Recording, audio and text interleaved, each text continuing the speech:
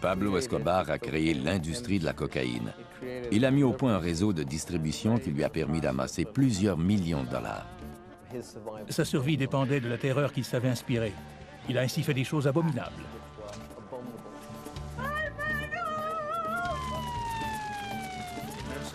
Il a déclaré la guerre à la Colombie, en quelque sorte. Et la Colombie lui a déclaré la guerre. Il était vindicatif et n'oubliait jamais un affront. Lorsque quelqu'un s'opposait à lui, il lui rendait l'appareil et se montrait impitoyable. C'est le criminel le plus brutal et le plus insensible que le monde ait jamais connu.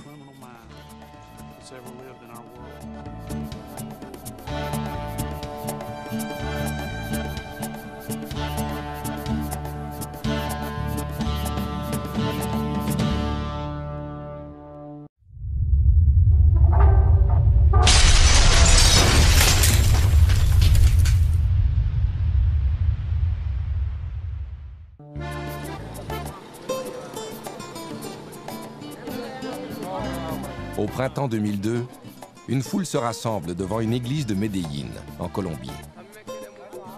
Hermilda Escobar, la mère du narcotrafiquant le plus célèbre au monde, est venue assister à la messe.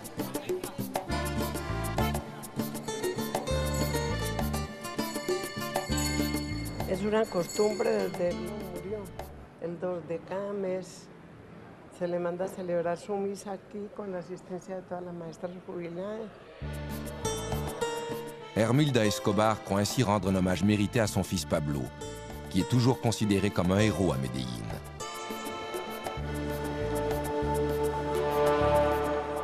Pour le reste du monde, Pablo Escobar est l'un des criminels les plus dangereux de l'histoire.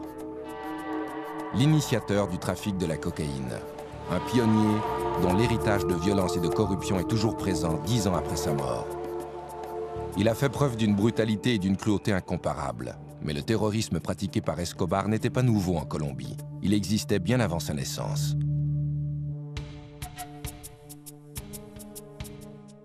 Vers la fin des années 1940, la Colombie est déchirée par une guerre civile opposant le Parti conservateur au pouvoir et les libéraux.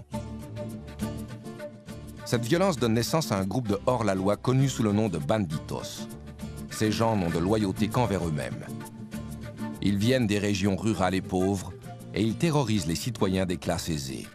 Le peuple les considère comme des héros. La population de la Colombie, peut-être parce qu'elle était opprimée par le gouvernement ou harcelée par les révolutionnaires et les groupes paramilitaires, éprouvait de la sympathie pour les banditos.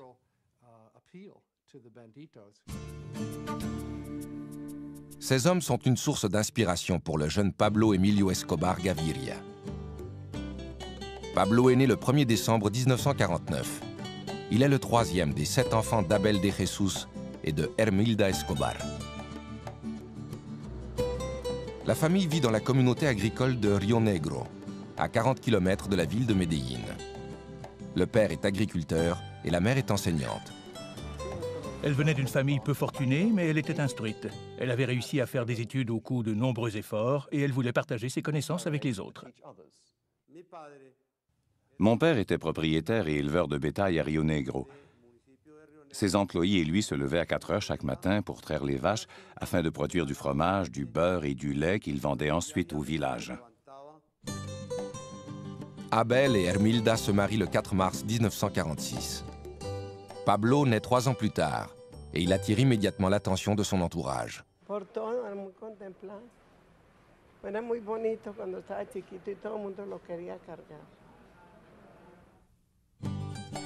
Lorsque Pablo entre à l'école, sa mère est devenue la principale source de revenus de la famille, et c'est elle qui dirige la maisonnée.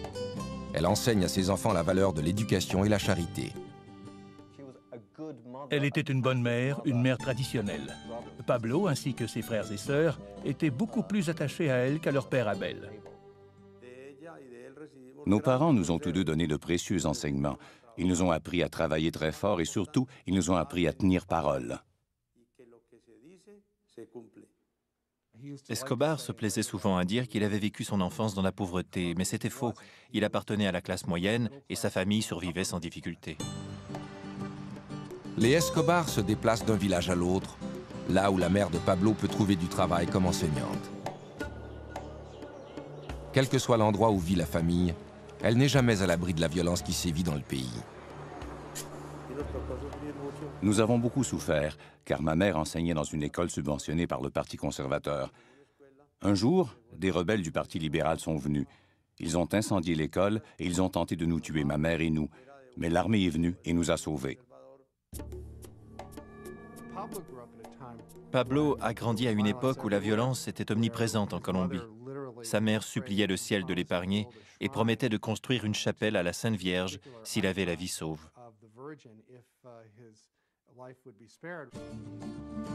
Comme la plupart des enfants colombiens, Pablo adore les récits relatant les exploits des banditos qui sillonnent le pays. Il admire leur indépendance et le fait qu'ils veillent sur les plus démunis. Il tente de suivre leur exemple. À l'école, certains de ses amis étaient plus pauvres que nous. Ma mère avait un crédit dans les commerces d'alimentation du quartier et Pablo l'utilisait pour offrir des aliments et des boissons aux enfants pendant la récréation. Le llevaba, metía entre la arepa, le sacaba el migajón a la arepa y echaba la carne o lo mejor que tuviera. Y se lo llevaba a un Cristo de limpias que yo tenía allá en la sala y le decía, pobrecito señor. En 1961, alors que Pablo a 12 ans, sa famille s'établit de façon permanente à Envigado, un village situé au sud de Medellín. Sa mère y ouvre une école primaire. L'année suivante, l'adolescent entreprend ses études secondaires à Medellín. Il se tient avec un groupe d'élèves qui appuient les politiques gauchistes et la révolution cubaine, survenue quelques années plus tôt. Pablo admire particulièrement la façon dont Fidel Castro a défié l'autorité et réussi à devenir le leader d'une nation. L'adolescent ne tarde pas à contester l'autorité de ses professeurs. Il est suspendu pour avoir volé les réponses d'un examen et les avoir partagées avec des camarades. Il commence à fumer de la marijuana et à sécher ses cours. En 1966, le rebelle de 16 ans a abandonné ses études. Pendant un certain temps, il se contente de dormir toute la journée et de fumer de la marijuana jusqu'à l'aube. Il rêve de devenir millionnaire, mais n'éprouve aucun intérêt pour les emplois traditionnels. Il s'est retrouvé devant un dilemme. S'il voulait réussir, il devait changer de vie, entreprendre des études collégiales ou alors se joindre à un groupe de criminels. L'adolescent passe de plus en plus de temps dans les rues malfamées de Medellín. Cette ville est un repère de criminels et Pablo ne tarde pas à découvrir de nouvelles façons de gagner de l'argent rapidement. On a raconté que Pablo Escobar avait commencé par voler dans les cimetières des pierres tombales, dont il effaçait les inscriptions pour ensuite les revendre. Pablo se découvre un talent de leader. Il forme bientôt sa propre bande et perfectionne ses techniques criminelles. Il a réalisé que s'il volait des voitures, il pourrait en vendre les pièces sur les marchés d'occasion. Puis, il a fait un pas de plus et a pratiqué l'extorsion. Payez-moi et je ne volerai pas votre voiture. Pablo récompense ses complices en leur offrant les voitures qu'il a volées. À 21 ans, il compte déjà plusieurs supporters et leur nombre s'accroît sans cesse. En 1971, un riche propriétaire terrien nommé Diego Echavarria est victime d'un enlèvement. Son corps sera retrouvé plus tard, il a été torturé et étranglé. Echavarria n'était pas un personnage populaire à Medellín. C'était un riche industriel et beaucoup de pauvres gens le détestaient. L'affaire ne sera jamais éclaircie, mais Escobar s'empresse de revendiquer le meurtre. Cet incident a démontré qu'il ne craignait pas de s'opposer aux échelons supérieurs de la société de Medellín.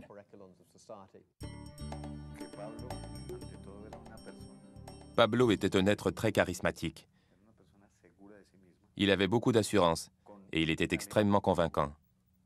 Il avait un ego démesuré. La mort d'Echavarria réjouit les pauvres de Medellín. Il commence à surnommer Escobar El Doctor. C'est une marque de respect.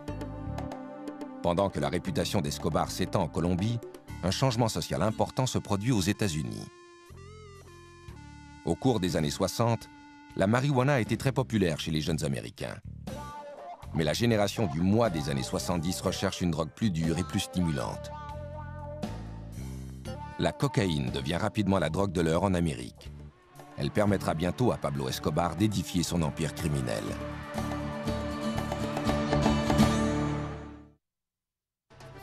1972, à 22 ans, Pablo Escobar est déjà devenu un des criminels les plus redoutés de Medellín, en Colombie. Il a volé des voitures, il a fait de la contrebande, et il a même revendiqué le meurtre d'un riche propriétaire terrien.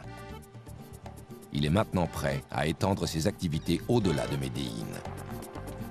La cocaïne, extraite des feuilles du coca, que l'on trouve en abondance en Colombie, devient rapidement une drogue très populaire aux États-Unis. Escobar voit dans ce phénomène une occasion de s'enrichir. La marijuana et ensuite la cocaïne offraient aux jeunes l'occasion de s'enrichir rapidement. Ils étaient tous obsédés par l'idée de gagner beaucoup d'argent en peu de temps. Pourquoi passer 20 ou 30 ans de sa vie à gagner à peine de quoi vivre quand on peut obtenir $1 million du jour au lendemain? Ce genre de commerce est récent et relativement peu organisé lorsqu'Escobar commence à agir comme intermédiaire. Il achète de la cocaïne aux producteurs et la remet aux trafiquants qui l'expédient aux États-Unis. Escobar n'éprouve aucun scrupule à tuer et à torturer les gens, ce qui lui donne une longueur d'avance sur les autres trafiquants. Lorsqu'il entend parler d'une affaire lucrative, il s'en empare aussitôt. Il laissait toujours savoir à son entourage qu'il n'hésiterait pas une seconde à détruire quiconque lui mettrait des bâtons dans les roues ou menacerait la réussite de ses activités. S'il n'obtenait pas ce qu'il voulait, il faisait tuer les gens, et ça ne troublait pas son sommeil. Pablo Escobar se retrouve bientôt à la tête de l'industrie de la cocaïne en Colombie. Maintenant qu'il s'est imposé dans le milieu de la drogue, il peut obtenir tout ce qu'il veut, en particulier l'argent et le sexe. Il a toujours aimé la compagnie des adolescentes. À 25 ans, il apprend qu'une de ses petites amies est enceinte. En mars 1976, Pablo épouse une jeune fille de 15 ans, María Victoria Henao Vallejo. Leur fils, Juan Pablo, naît le mois suivant. 3 ans et demi plus tard, le couple aura une fille, Manuela. Il a dit à ma mère qu'il était très heureux et fier d'être le premier de la famille à lui donner un petit-fils. Il pensait et se comportait comme un criminel. Mais il aimait beaucoup sa famille. Il se montrait respectueux envers sa mère. Il veillait sur ses frères et sa femme et ses enfants étaient tout pour lui. Ce n'était pas un bon père au sens traditionnel du terme. Il trompait ouvertement sa femme et il avait des maîtresses partout où il allait. Mais en même temps, il se voyait comme un chef de famille, un père aimant. Et il éprouvait une véritable affection pour sa femme et ses enfants. Le trafic de stupéfiants d'Escobar progresse si rapidement en Amérique du Sud qu'il commence bientôt à expédier lui-même la drogue aux États-Unis. Un de ses associés, Carlos Leder, met au point un système de contrebande innovateur. Il a eu l'idée d'organiser un réseau de transport pour la cocaïne. Il a établi un point de transbordement dans un îlot des Bahamas. Il y a fait aménager des pistes d'atterrissage, des postes de ravitaillement et un hôtel offrant toutes les commodités. Pablo s'assure qu'aucun narcotrafiquant n'expédie de cocaïne hors de la Colombie sans son autorisation. Il exige une commission de 35% sur chaque cargaison et garantit son arrivée à destination sans encombre. Grâce aux sommes d'argent de plus en plus importantes qui lui sont versées, il construit ses propres laboratoires de transformation de la cocaïne. À l'été 1976, Escobar et 3 autres narcotrafiquants forment ce qui deviendra le cartel de Medellín. Le cartel avait une infrastructure à une époque où personne n'en avait. Pour expédier la cocaïne, il fallait des avions et un réseau de distribution. Ils avaient une entreprise qui prenait sa source dans la jungle et s'étendait jusqu'au coin de rue des villes américaines. À 29 ans, Pablo Escobar est le chef incontesté du groupe. Il offre des pots de vin à des juges, à des politiciens et à des policiers pour permettre à son entreprise de prospérer. Il a recours à l'intimidation et à la violence chaque fois que c'est nécessaire. Le mot d'ordre qui régit ses activités est « plata o plomo », l'argent ou le plomb.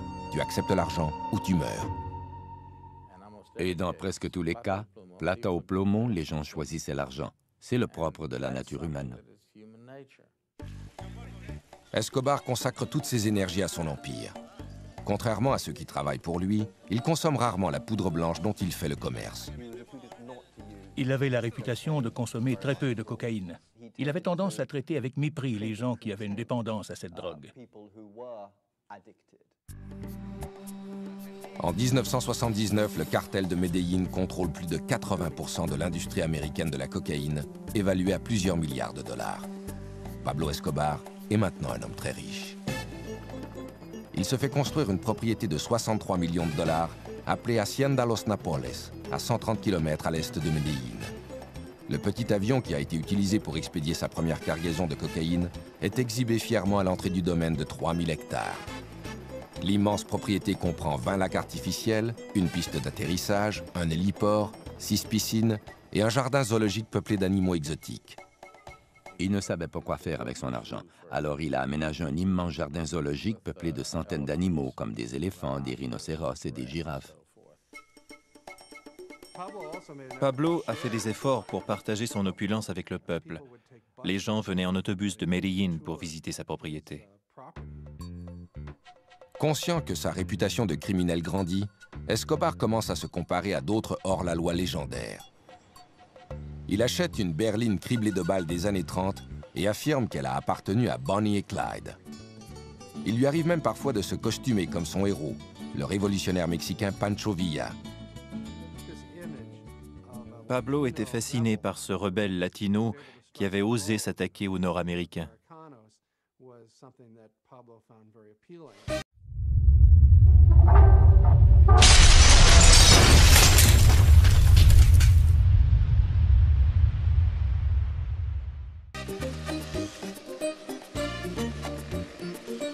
Derrière les portes closes de son domaine exotique, le baron de la drogue organise des fêtes extravagantes où il satisfait son penchant pour les jeunes filles d'âge mineur.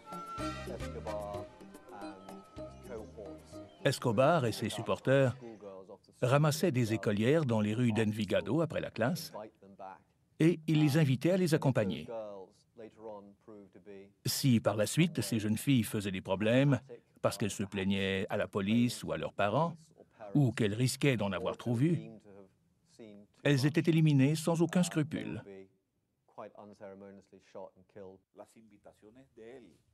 L'élite de la société colombienne attendait avec impatience ces invitations, car Pablo était considéré comme le meilleur hôte d'Amérique latine. Ces réceptions étaient de véritables orgies où les invités étaient assurés de trouver de très belles femmes et des alcools de choix.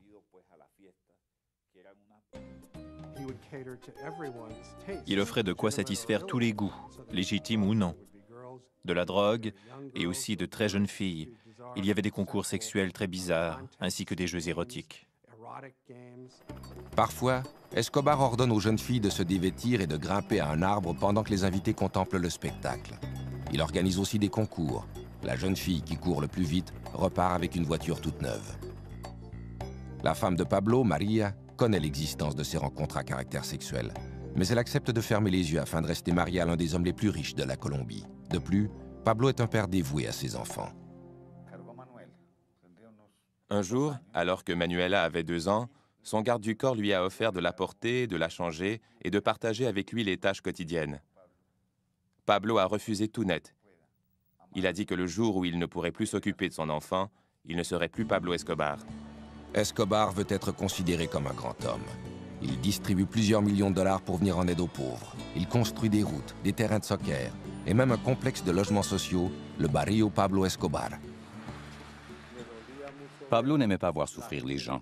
Il croyait que tous les pauvres devaient vivre dans la dignité et avoir des écoles et des églises bien à eux. Il voulait leur offrir une vie convenable. En réalité, Escobar rêvait d'être un Robin des Bois.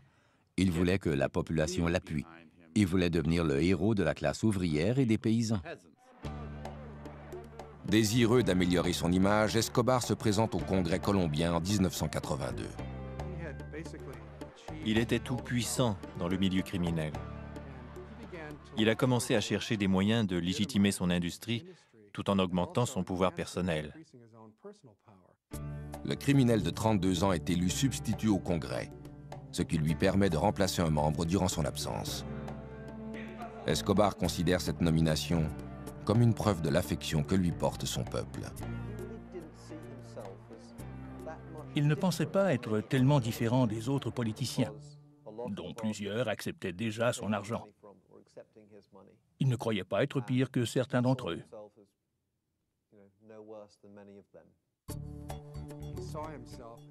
Il se considérait comme un grand homme, et son argent lui permettait de réaliser ses désirs les plus extravagants.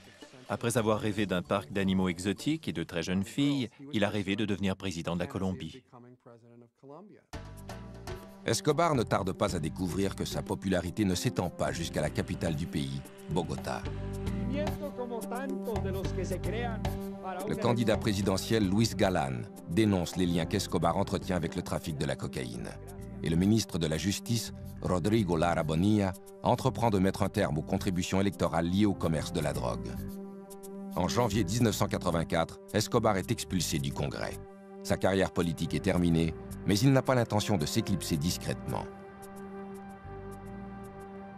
3 mois plus tard, il fait assassiner Bonilla. Ce meurtre a été commis selon la tradition du cartel. 2 hommes, dont l'un était armé d'une mitraillette, sont arrivés à motocyclette. La moto s'est approchée de la limousine de Rodrigo Lara Bonilla, qui était immobilisée à un feu de circulation.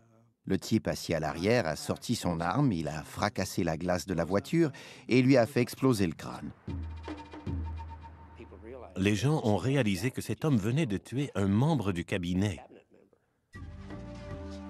L'assassinat de Bonilla a été une étape importante dans l'escalade du terrorisme exercé par Escobar pour obliger la Colombie à se soumettre. Pendant que la Colombie combat le terrorisme financé par les narcotrafiquants, les États-Unis entreprennent leur propre guerre contre les stupéfiants.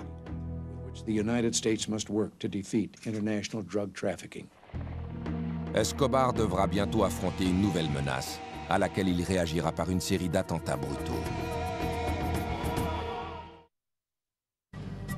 Vers le milieu des années 80, l'empire de la cocaïne de Pablo Escobar tient la nation colombienne à sa merci. 4000 km plus au nord, le président des États-Unis a déclaré la guerre aux stupéfiants. Il en a fait un mandat prioritaire de son administration. Les États-Unis exerçaient de plus en plus de pression sur la police, l'armée, le gouvernement et le système judiciaire colombien afin de mettre fin au trafic des stupéfiants. Le gouvernement colombien accepte de laisser les États-Unis extrader les trafiquants qui expédient de la drogue en Amérique. Lorsqu'ils étaient arrêtés et condamnés en Colombie, ils étaient rapidement libérés. De toute façon, ils pouvaient continuer à diriger leur commerce de narcotiques pendant qu'ils étaient en prison. Ils savaient qu'ils ne seraient pas traités de la même façon aux États-Unis. S'ils comparaissaient devant un tribunal américain, ils auraient un procès, ils seraient condamnés et ils croupiraient dans une vraie prison. Ce serait alors la fin de leur entreprise. Ils avaient l'habitude de dire « Je préfère une tombe en Colombie qu'une cellule aux États-Unis ». En novembre 1985, Escobar et d'autres trafiquants de drogue décident d'unir leurs efforts et de montrer au gouvernement qu'ils n'ont pas l'intention de se laisser intimider. Escobar fait appel à un groupe de guérilleros de gauche pour lancer un assaut contre le palais de justice qui abrite la Cour suprême de la Colombie. Les guérilleros armés de mitraillettes, de roquettes et de grenades font irruption dans l'édifice et attaquent les juges de la Cour suprême. L'armée colombienne riposte avec des chars et des troupes d'assaut.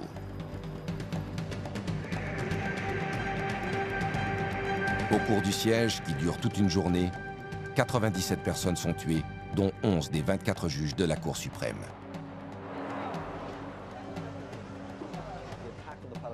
L'assaut livré contre le palais de justice a été un autre moment décisif dans l'histoire de la Colombie. Il a eu un impact à long terme, car il a terrorisé le système judiciaire.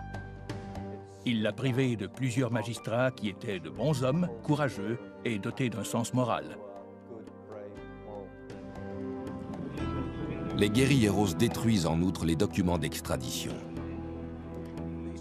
Ils ont réussi à convaincre la population colombienne que ces actes de terrorisme étaient attribuables à l'extradition.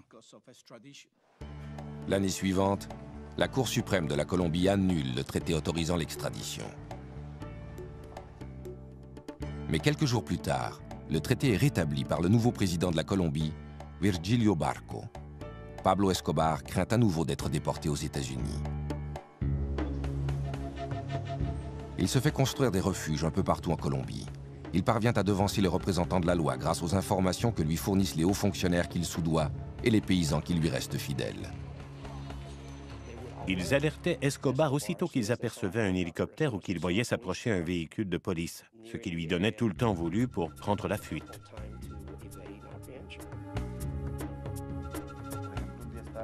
Je me souviens qu'à un moment donné, il y avait 2 hélicoptères qui survolaient l'édifice pour tenter de le repérer. N'importe qui d'autre aurait fui en toute hâte, mais Pablo a pris le temps de se peigner et de se raser.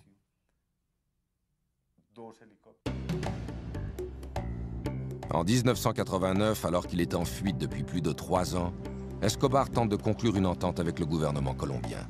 Il accepte de se livrer aux autorités à une condition, celle de ne pas être extradé en Amérique.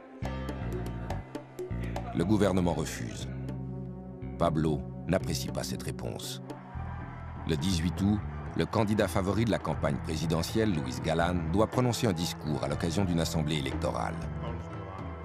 Luis Carlos Galán était en quelque sorte le John F. Kennedy de la Colombie. Le peuple l'aimait beaucoup. Il était opposé à la drogue et favorable à l'extradition. Et l'extradition était un sujet de préoccupation constant pour Escobar. Au moment où Galán va prendre la parole, il est abattu par un des tueurs d'Escobar. Cet assassinat bouleverse toute la nation. Les Colombiens ont réagi comme la population des États-Unis l'aurait fait. Un candidat présidentiel très populaire avait été abattu et ils savaient qui était responsable de ce meurtre. Ils ont commencé à considérer cet individu non seulement comme un criminel ou un hors-la-loi, mais aussi comme un ennemi de l'État. Mais Escobar n'en a pas terminé avec le terrorisme. 3 mois plus tard, le 27 novembre, il fait placer une bombe dans un avion de la compagnie Avianca.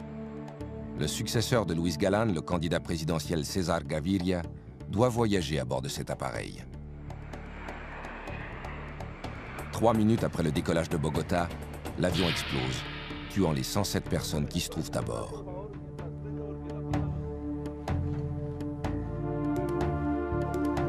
Gaviria, comme on le découvrira plus tard, n'était pas dans cet appareil. Cet attentat s'ajoutait à plusieurs autres et il n'y avait aucune explication. Dans la plupart des cas, il ne disait pas « c'est nous qui l'avons fait », il le faisait tout simplement.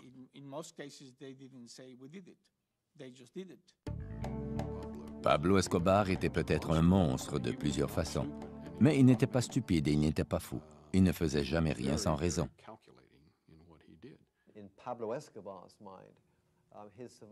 Pablo Escobar croyait qu'il devait faire régner la terreur pour assurer sa survie. Cela l'amenait à faire des choses effroyables. Il en est venu à ne plus accorder aucune importance à la valeur d'une vie humaine. À la fin de la décennie, Pablo Escobar a créé un climat de violence qui déchire la Colombie. Seulement à Medellín, plus de 200 meurtres sont commis chaque fin de semaine. Pendant ce temps, l'empire des narcotiques d'Escobar continue de prospérer. En 1990, le magazine Forbes rapporte que le narcoterroriste de 40 ans est l'un des hommes les plus riches au monde. Sa fortune est évaluée à 3 milliards de dollars. Mais son nom fait aussi partie d'une autre liste, celle des narcotrafiquants les plus recherchés par les États-Unis. Pablo Escobar devra bientôt affronter une unité militaire d'élite créée dans le seul but de le traquer.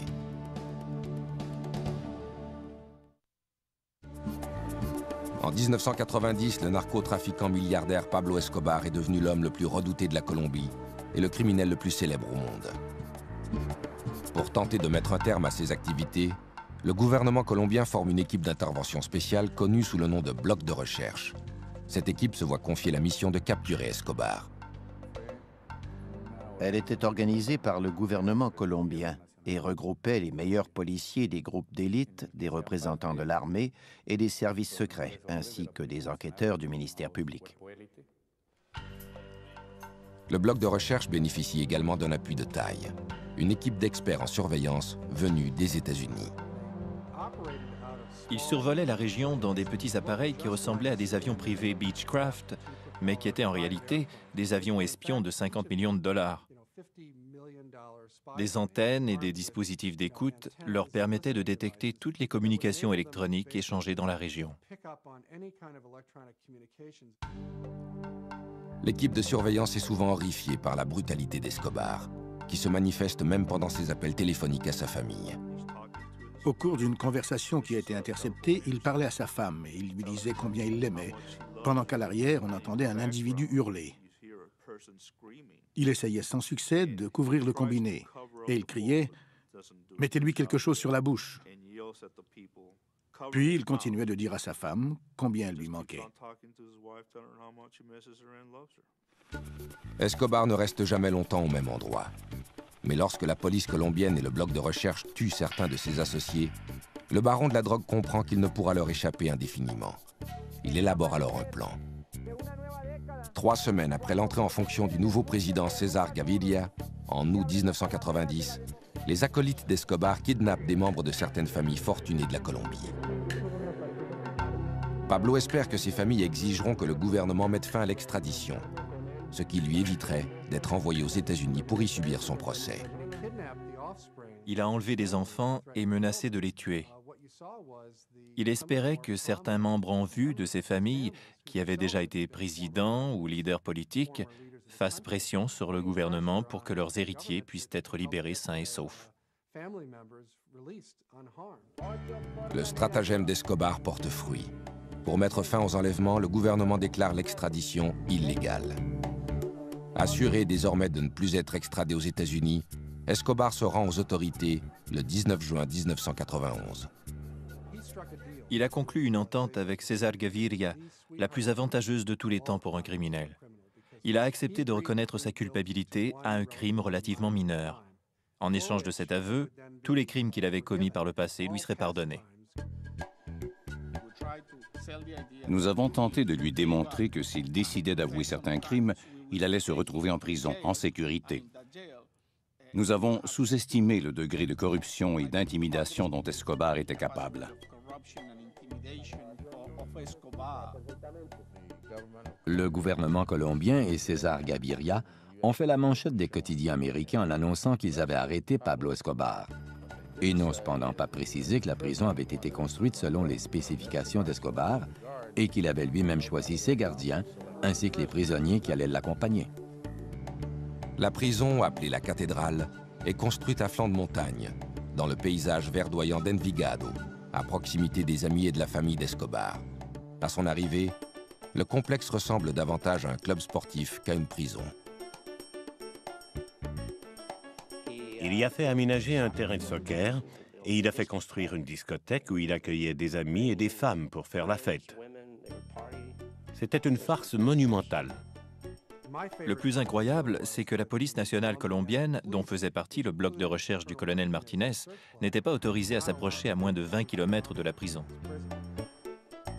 Escobar va et vient comme il l'entend.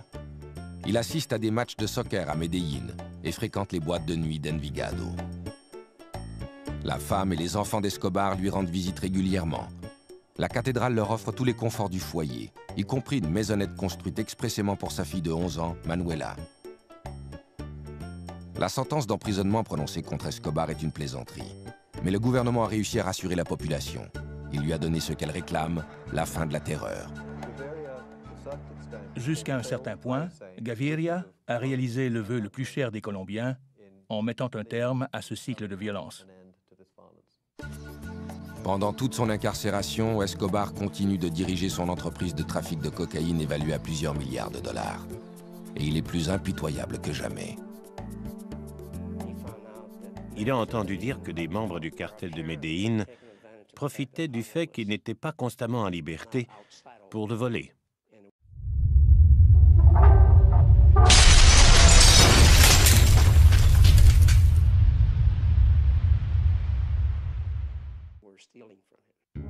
Escobar fait amener ses hommes à la prison.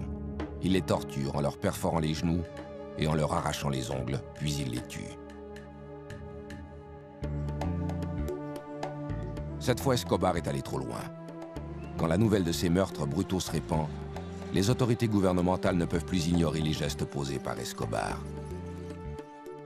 Le 22 juillet 1992, le président Gaviria ordonne qu'Escobar soit transféré à une véritable prison. Mais Pablo soudoie une patrouille de soldats et prend la fuite. Il y avait une blague qui circulait en Colombie. Combien faut-il de soldats colombiens pour faire sortir Escobar de prison? La réponse était un seul pour ouvrir les portes et 5000 pour le regarder sortir. Escobar est maintenant libre, mais il a des ennemis partout et de moins en moins d'endroits où se réfugier.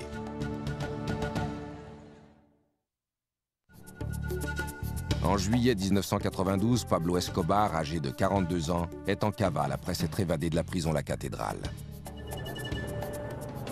Les gouvernements américains et colombiens sont décidés à traduire en justice le caïd de la drogue. Après son évasion, tout a commencé à s'écrouler. À la cathédrale, il avait effectivement bénéficié de la protection du gouvernement. Et soudain, la meute était de nouveau à ses trousses. Ses amis ont commencé à le laisser tomber. Il se croyait probablement plus puissant qu'il ne l'était en réalité. Il était encore très riche, mais il n'inspirait plus autant de crainte.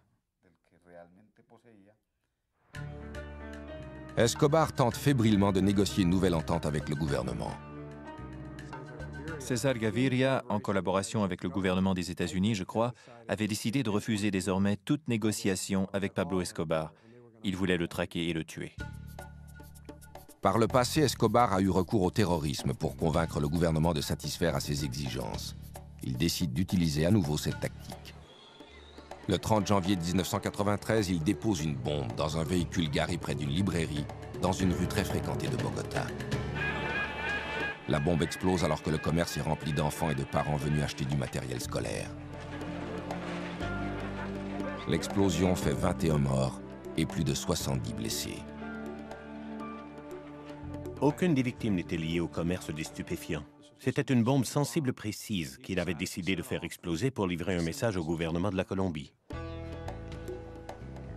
Le gouvernement n'est pas le seul problème d'Escobar. Depuis son évasion de la prison, les citoyens colombiens ont décidé que si la police ne parvenait pas à l'arrêter, ils allaient le faire eux-mêmes. Ils forment un groupe de justiciers appelé Los Pepes, un acronyme pour « le peuple persécuté par Pablo Escobar ». Los Pepes était reconnu comme une organisation regroupant des citoyens colombiens, des membres de familles dont les fils, les frères ou les maris avaient été tués par Escobar. Le groupe comptait aussi des mécontents du cartel d'Escobar et des membres de cartels rivaux. Los Pepes ne tarde pas à exercer des représailles. Dès le lendemain de l'attentat de la librairie, des bombes explosent devant une des résidences d'Escobar et une hacienda appartenant à sa mère est rasée par un incendie. Plutôt que de traquer Escobar lui-même, ils ont commencé à pourchasser tous ceux qui étaient associés à Escobar, professionnellement ou personnellement, et ils les ont tués.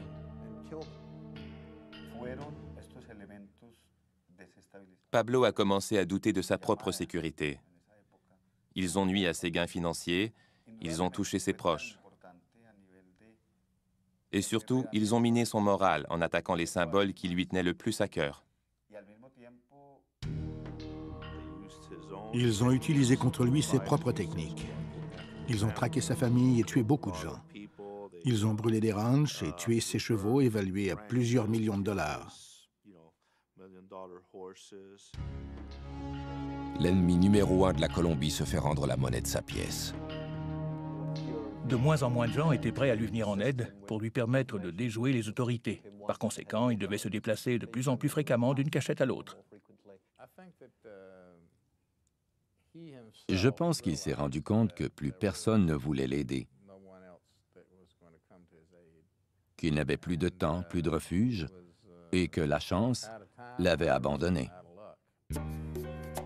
Escobar tente de faire sortir sa famille du pays, mais les autorités lui refusent ce privilège. La dernière chose que souhaitait la Colombie, c'était que la famille d'Escobar disparaisse à ce moment précis. Elle savait que si ses proches restaient au pays, il allait constamment s'inquiéter de leur sort, car il savait que les Pepes allaient les tuer dès qu'ils en auraient l'occasion. Sa famille était son talon d'Achille. Il voulait la faire sortir du pays et la mettre à l'abri dans un endroit sûr où il n'aurait plus à s'inquiéter de son sort. Il aurait ainsi pu se consacrer librement à la guerre qu'il livrait au gouvernement de la Colombie. À l'automne 1993, le cartel de Medellín est démantelé. Mais c'est la famille d'Escobar qui occupe toutes ses pensées. Il ne l'a pas vue depuis 1 an et elle lui manque beaucoup. Le 1er décembre, Pablo célèbre son 44e anniversaire. Il sait qu'il est sous surveillance constante et il limite ses appels téléphoniques au minimum pour éviter qu'il ne soit retracé. Le lendemain de son anniversaire, il téléphone à sa famille. Nous attendions depuis 24 heures l'appel qu'Escobar allait sans doute faire à son fils Juan Pablo. Cette fois, la conversation a duré 5 minutes, assez longtemps pour que nous puissions le localiser. Le bloc de recherche découvre que l'appel provient d'une maison de Los Olivos, un quartier de la classe moyenne de Medellín. J'ai vu Pablo Escobar qui parlait au téléphone. À ce moment précis, nous avons échangé un regard et il a raccroché. Le lieutenant Martinez demande des renforts et les membres du bloc de recherche cernent la maison. Escobar est pris au piège.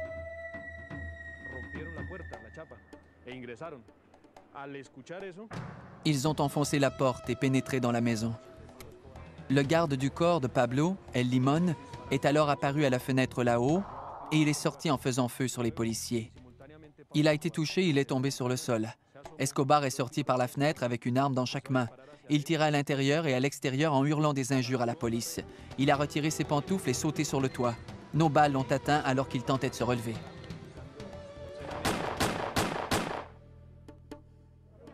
Escobar est atteint de 3 balles, dont une à la tête. Il meurt sur le coup. Finalement, il est mort comme n'importe quel malfaiteur. Cet homme, reconnu comme le pire criminel au monde, le narcotrafiquant le plus redouté de la planète, est mort comme le commun des mortels. Le 3 décembre 1993, des milliers de Colombiens envahissent les rues de Medellín pour les funérailles de Pablo Escobar. Certains sont venus pour célébrer sa disparition. D'autres pleurent la mort du Robin des Bois de Medellín.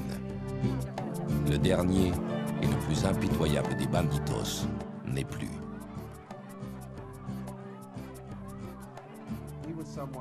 Le peuple colombien le craignait et n'éprouvait pas tellement de respect pour lui, mais en même temps, il était l'un des Colombiens les plus réputés et les plus prospères de tous les temps.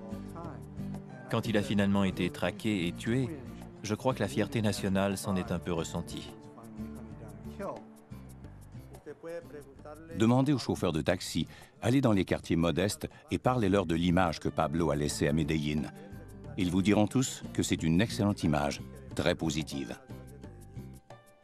Je n'ai jamais connu de criminel aussi endurci depuis. C'est probablement l'homme le plus brutal et le plus impitoyable qui ait jamais existé.